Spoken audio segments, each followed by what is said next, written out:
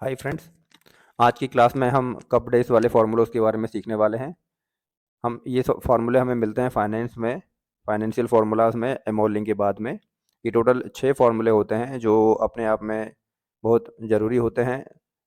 तब जब आपने कोई कर्ज वगैरह लिया हो या कोई बॉन्ड वगैरह लिया हो और आपको पता लगाना हो कि हमारा अगला इंस्टॉलमेंट कब आने वाला है। जी हाँ दोस्तों, ये फ़ॉर्मूले हमें इंस्टॉलमेंट की डेट पता लगाने में कितने दिन बचे हैं, कितना पीरियड बचा है और पिछला इंस्टॉलमेंट आपने कब दिया था, उससे नेक्स्ट इंस्टॉलमेंट कितना बचा है, ये सब बताने के लिए काम आते हैं। जैसे कि आपने देखा होगा कि बहुत सारे किसान गाड़ी या फिर ट्रैक्टर वगैरह कर्ज पे लेते हैं और वो हाफ ईयरली या क्वार्टरली या फिर ईयरली बेस पे उस कर्ज को चुकाते हैं। तो उनकी कितनी किस्त है, कितना इंस्टॉलमेंट बाकी है, कब देना है, पिछला कब दिया था, ये सारी चीज़ें इन्हीं फार्मूलों की हेल्प से चे- निकाली जाती हैं। और भी बहुत सारे जगह पे इनको यूज़ किया जाता है। जैसे आपने कोई बॉन्ड वगैरह लिया हो शेयर मार्केट में को, तो वहाँ पर भी आपको देखना रहेगा कि आपको कितना कब पे करना है, कब आपको मिलेगा, कब आपको देना है, कितना टाइम बचा है। वो सारी चीज़ें हम यहाँ से इन फार्मूलों की हेल्प से पता करेंगे। इन सारे फार्मूलों की डिस्क्रिप्शन मैंने यहाँ पे आपको दी हुई है, आप चाहें तो वीडियो पॉज करके पढ़ भी सकते हैं। बाकी हम प्रैक्टिकल करते समय इन सारे फार्मूलों का कैसे कैसे यूज़ होता है और क्या क्या हम निकालेंगे, ये हम देखेंगे प्रैक्टिकल में। दोस्तों, इनका जो सिंटैक्स होता है वो सभी का सेम ही होता है। बस स्टार्टिंग में जो वर्ड होता है वो चेंज होता है कुछ कुछ। बाकी सारी चीज़ें सारे फार्मूले जो हैं 6 के 6 फार्मूलों के जो सिंटैक्स है वो सेम ही है और इनमें सेम ही चीज़ पूछता है। पहले वो हमसे पूछता है सेटलमेंट। तो दोस्तों, ये सेटलमेंट की डेट होती है जो जिसे हम स्टार्टिंग डेट भी लिखते हैं।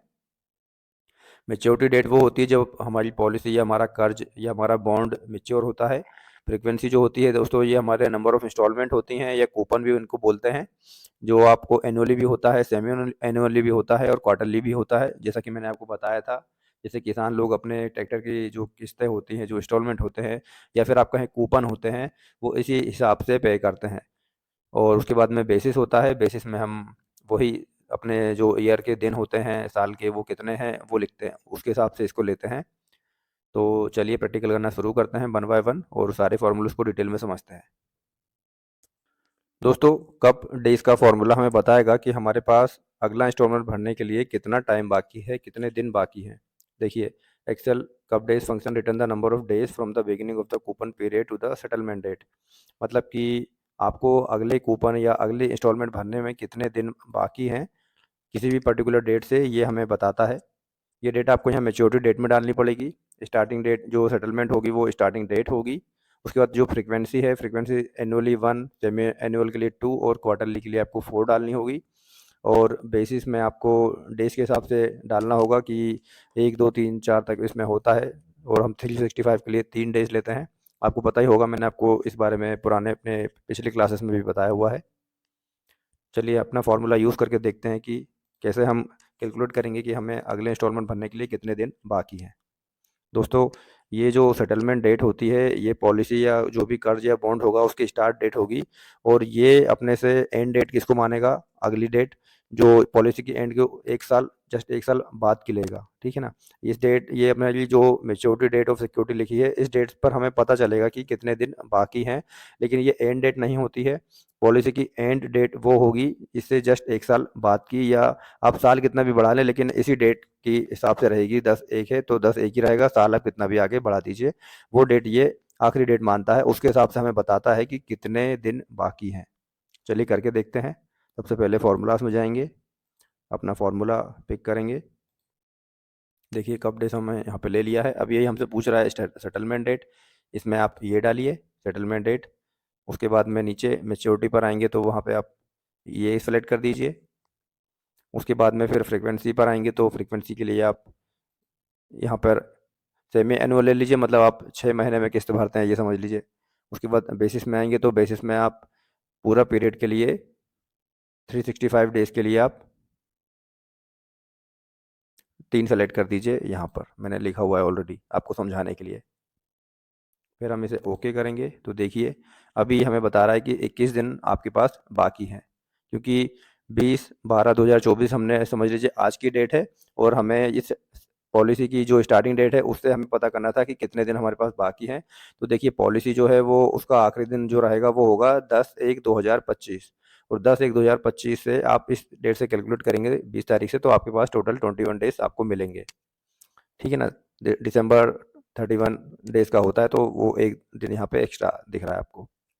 तो उम्मीद करता हूँ कि ये फार्मूला आपको समझ में आया होगा। चलिए अगले फार्मूले को देखते हैं। दोस्तों एक चीज़ आप यहाँ पे और भी करके देख सकते हैं। आप चाहें तो फ्रीक्वेंसी चेंज करके भी देख सकते हैं कि आपके पास कितनी फ्रीक्वेंसी, मतलब कितने दिन बाकी हैं। सपोज़ कीजिए आप 1 साल में अपने इंस्टॉलमेंट भरते हैं, तो आप यहाँ पे इस फ्रीक्वेंसी 1 कर दीजिए। देखिए तब भी आपके पास 21 डेज़ ही बचेंगे, क्योंकि आपकी जो पॉलिसी है वो तो 10/1/2025 को मैच्योर, मतलब एंड डेट होगी, उसके हिसाब से आपके पास इतने दिन बाकी हैं। अब 2 हम करके पहले देख चुके हैं, अगर हम इसे 4 करते हैं, फिर देखते हैं कि हमारे पास कितना बाकी है। तब भी हमारे पास में 21 डेज़ ही बाकी हैं, क्योंकि हम इसे क्वार्टरली कर देते हैं तो हमारे पास में 90 डेज़ का पीरियड होता है, उसमें भी हमारे पास में इतना ही दिन बचेंगे। चलिए देखते हैं अगले फॉर्मूले को। दोस्तों अब हम देखने वाले हैं कप डेज फंक्शन के बारे में। दोस्तों इस फॉर्मूले से हमें पता चलता है कि आपको अपना इंस्टॉलमेंट या कूपन का जो पीरियड होता है वो कितना है, आपको कितने दिन मिले हैं अपने इंस्टॉलमेंट या कूपन को भरने के लिए। Coup days function return the number of days in the coupon period including the settlement date. मतलब सेटलमेंट डेट से मिला के लास्ट तक आपको जितने भी दिन मिलते हैं, जैसे कि आप अगर ईयरली लेते हैं तो आपको पूरा 1 साल मिलता है। अगर आप क्वार्टरली लेते हैं तो आपको 90 डेज मिलेंगे, इसी तरह से। चलिए अपना फार्मूला यूज़ करके देखते हैं। सिंटेक्स सेम रहेगा। चलिए अपना फार्मूला पिक करते हैं। यहाँ पे हमसे सेटलमेंट डेट पूछ रहा है, तो हम यहाँ पर सेटलमेंट डेट को सेलेक्ट करते हैं। उसके बाद मैच्योरिटी में हमें इस डेट पे पता लगाना है कि कितना है। उसके बाद में हमें दोस्तों 1 साल का ही पता करना है। सॉरी, यहाँ पर हमने गलत सेलेक्ट कर लिया। हम क्वार्टरली पता करते हैं कि हमारे पास क्वार्टरली अगर हम इंस्टॉलमेंट भरते हैं तो हमें कितने कितने दिन का पीरियड मिलता है, और बेसिस में हम 365 डेज रखने के लिए 3 को ही सेलेक्ट करते हैं। फिर हम इसे ओके करते हैं, तो देखिए आपको क्वार्टरली इतने इतने दिन मिलते हैं 91.25 आपको, जिसमें अपना इंस्टॉलमेंट या अपना कूपन, जिसे इंस्टॉलमेंट भी कहते हैं, वो भरना होता है। इसके बाद आप इसे 1 करके देखिए, तो देखिए आपको सिर्फ एक बार में 365 डेज मिले हैं। आपके पास सिर्फ एक ही इंस्टॉलमेंट है जिसके लिए आपको 365 डेज मिले हैं। अगर आप इसे सेमी एनुअल कर दें 2, तो देखिए आपके पास इतने समय का पीरियड है, 182.5 डेज का पीरियड है भरने के लिए। तो दोस्तों इसी तरह ये फार्मूला हमें बताता है कि आपके पास इंस्टॉलमेंट भरने के लिए जो पीरियड मिलता है वो कितने कितने दिनों का है। दोस्तों अगला हमारा फार्मूला है कप डेज एसएनसी। दोस्तों ये फार्मूला कैलकुलेट करेगा number of days from settlement date to the next coupon rate. मतलब कि आपने जितने दिन पहले इंस्टॉलमेंट दिया था उस दिन से अगले इंस्टॉलमेंट तक कितने दिन हो चुके हैं, ये हमें बताएगा। बात को समझिए दोस्तों, अगर 1 साल का पीरियड है और आपने 1 साल की ही किस्त बनवाई है कि हम साल में एक बार ही भरेंगे, तो उससे अभी तक आज तक कितनी डेट तक कितने दिन हो चुके हैं, ये हमें बताएगा। चलिए देखते हैं प्रैक्टिकल करके, आपको और अच्छे से समझ में आएगा।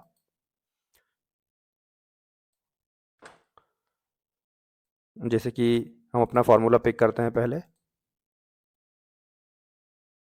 Cup days SNC. देखिए पहले हमसे पूछ रहा है कि सेटलमेंट रेट। दोस्तों सिंटेक्स सेम ही है, तो आप समझ ही गए होंगे पिछले 2 फार्मूलों को देखकर। मैच्योरिटी में हम यही डेट लेते हैं। फ्रीक्वेंसी में हम आपको समझाने के लिए अभी सेमी क्वार्टरली लेते हैं 4, और डे बेसिस में यही 3। तो देखिए अब ओके करते हैं तो हमें बता रहा है कि 70 डेज बचे हैं, मतलब 70 डेज हो चुके हैं। हमने दोस्तों क्वार्टरली लिया है। क्वार्टरली जो है वो 90 डेज़ के होते हैं अप्रोक्सीमेट, उसमें से 70 डेज़ हो चुके हैं। ये देखिए, आपको अगर समझ नहीं आ रहा है तो हम और अच्छे से करके देखते हैं। हम इसे 1 करते हैं ईयरली, तो फिर हमारे पास में देखिए 345 डेज़ अभी तक हो चुके हैं इस डेट तक। ठीक है दोस्तों, इस डेट जो हमने डाली हुई है, जिसमें मैच्योरिटी डेट ऑफ सिक्योरिटी हमने लिख के डाली हुई है, इस डेट तक 345 डेज़ हो चुके हैं आपको इंस्टॉलमेंट दिए हुए, यही ये हमें बताता है। अगर आप इसे सेमी एनुअल कर दें, तो ये देखिए ये हमें बताएगा कि 162 डेज़ आपके हो चुके हैं और 20 डेज़ लेफ्ट हैं। जो ईयर है वो 182 का डेज़ का हाफ माना जाता है, तो 162 डेज़ अभी तक हो चुके हैं आपको इंस्टॉलमेंट दिए हुए। गौर कीजिएगा दोस्तों, पहला जो फार्मूला था उसमें हमें पता चला कि था कि हमें कितने दिन बाकी रह गए इंस्टॉलमेंट देने के लिए। इस फॉर्मूले में हमें पता चला है कि कितने दिन हो चुके हैं। दोस्तों अगला फॉर्मूला है कप एनसीडी का। ये formula it calculate the number that is the next coupon date after settlement. मतलब ये हमें अगले कूपन या इंस्टॉलमेंट की डेट बताएगा सेटलमेंट से। जैसे कि हम मान लेते हैं कि 10/1/2024 को हमारी पॉलिसी शुरू हुई है। और दोस्तों यहाँ पे एक चीज़ गौर फरमाइएगा कि 10/1/2025 आपको वो डेट डालनी होगी जब आपकी पॉलिसी का आखिरी दिन रहता है या मैच्योरिटी का टाइम रहता है। एंड डेट यहाँ पे डलेगी। आप बीच में वैसी कोई डेट मत डालिएगा जैसे अभी हमने डाल के देखे हुआ था कि इतने दिन बचे उतने दिन बचे हैं। उससे आपको सही रिजल्ट नहीं मिलेगा। यहाँ पे आपको आपकी पॉलिसी का लास्ट दिन डालना होगा, तब आपको इस फॉर्मूले से पता चलेगा कि आपकी नेक्स्ट इंस्टॉलमेंट डेट आपकी पॉलिसी का कब आ रहा है। चलिए अपने फॉर्मूले का यूज़ करते हैं। इस बार हम फॉर्मूला सीधे यहीं से लेते हैं। इज इक्वल टू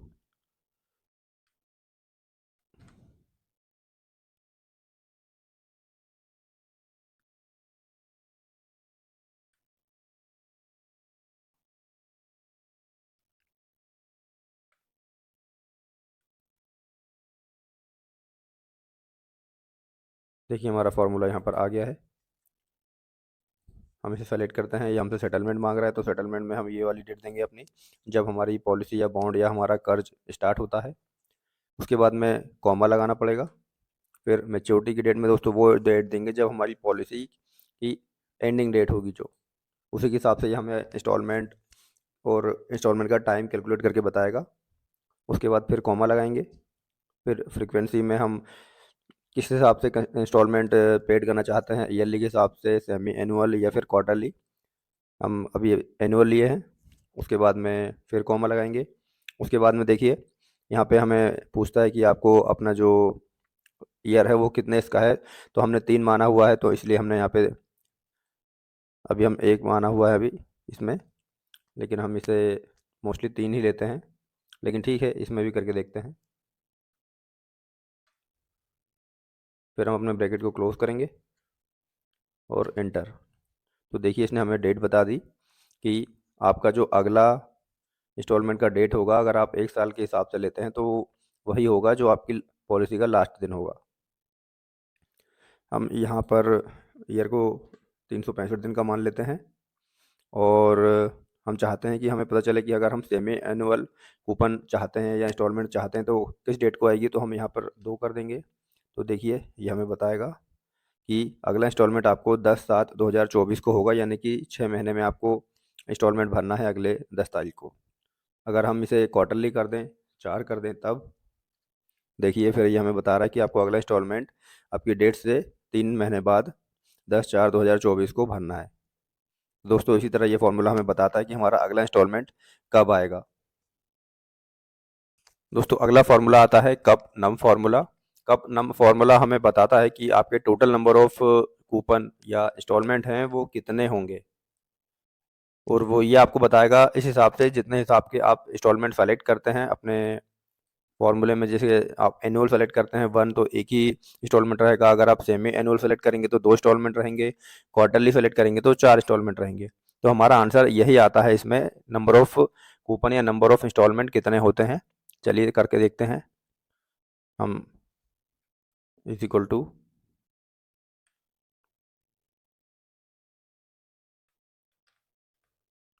ये हमारा फार्मूला आ गया है। सेटलमेंट डेट हम यही डालेंगे, कॉमा लगाएंगे, फिर मैच्योरिटी डेट, फिर कॉमा। दोस्तों यहाँ पर हमने सेटल अभी यहाँ पे क्वार्टरली सेलेक्ट किया हुआ है तो हमारा आंसर 4 ही आना चाहिए, कॉमा 3। इसके बाद हम ब्रैकेट क्लोज कर देंगे और इंटर। दोस्तों अभी हमने यहाँ पर पिछले फॉर्मूले के लिए जो फॉर्मेट लगाया हुआ है वो डेट का लगाया हुआ है। हम इसके फॉर्मेट को चेंज करेंगे तो हमारा आंसर सही आ जाएगा। चलिए हम इसके फॉर्मेट को चेंज करते हैं, सेल के फॉर्मेट को। हम इसे जनरल कर देंगे, नंबर। तो देखिए हमारा आंसर 4 आ गया है। अगर हम यहाँ पे अपने इंस्टॉलमेंट को एनुअली रखें, 1 करें, तो हमारे पास में एक ही इंस्टॉलमेंट आएगा।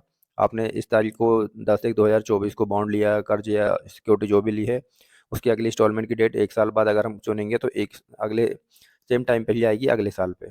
अगर हम इसे सेमी एनुअल करेंगे तो हमारे पास में 2 ही इंस्टॉलमेंट आएंगे 6 महीने के, और 4 करेंगे तो आपने आंसर देख ही लिया है। दोस्तों अगला हमारा फॉर्मूला है कब पीसीडी का, कूप पीसीडी भी आप बोल सकते हैं। ये हमें कैलकुलेट करता है calendar date of most recent coupon payment. The function return the result in the form of date. मतलब कि ये फंक्शन हमें रिटर्न करेगा मोस्ट रिसेंट कूपन पेमेंट की डेट, जो मोस्टली हमारी स्टार्टिंग डेट ही हो सकती है। चलिए हम अपने फंक्शन पे चलते हैं, फॉर्मूले पे। यहाँ पे हम फार्मूला सेलेक्ट करते हैं, फाइनेंशियल पर आते हैं और अपना फार्मूला पिक करते हैं। यहाँ पे सेटलमेंट डेट हमारी स्टार्टिंग वाली रहेगी, मैच्योरिटी डेट हमारी जो हमने ली हुई है, फ्रीक्वेंसी हमारी हम यहाँ पे 4 लिए हैं यानी कि क्वार्टरली, और बेसिस हमारा हम 3 ही रखते हैं, ओके करते हैं। तो देखिए ये हमें वही डेट दिखा रहा है जो स्टार्टिंग की हमारी जो मोस्ट रिसेंट कूपन पेमेंट वाली डेट होती है, मतलब कि जो सबसे पहले आपने रिसेंट में कूपन में लिया हुआ है, जिसकी भी जो डेट होती है वही हमें रिटर्न करता है। अगर आप इस डेट को थोड़ा सा कम कर दें तो ये हमें इससे पिछली वाली कूपन डेट बताएगा। जैसे कि हम इसे पूरा 1 ईयर ही कर देते हैं,